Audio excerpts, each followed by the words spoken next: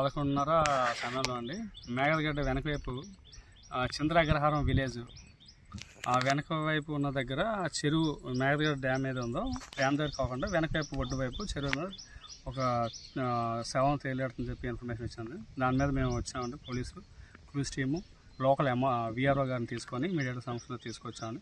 వచ్చి ఆడికి వెళ్ళి పరిశీలించగా ఆ యొక్క శవం ఎవరైతే మగాతుంది మేల్ డెడ్ బాడీ, అదేవిధంగా పైన షర్ట్ ఏం లేదు, ప్యాంట్ ఉంది, ముదురు ఆకుపచ్చ రంగు ప్యాంట్ ఉంది.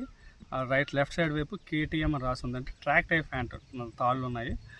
బాడీ ఒక మినిమం చూసిన దాన్ని బట్టి ప్రాథమిక విషయంలో ఒక 3 days అయినట్టుంది. ఏం చేద్దాం, బాడీ అంతా కూడా డికంపోజ్ అయింది.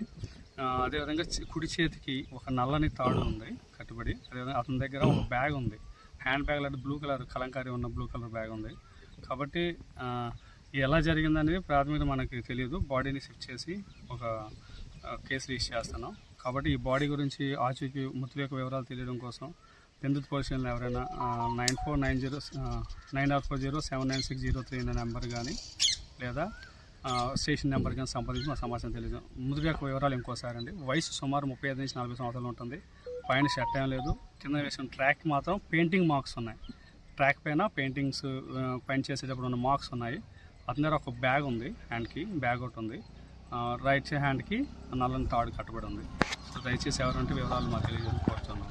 Thank you.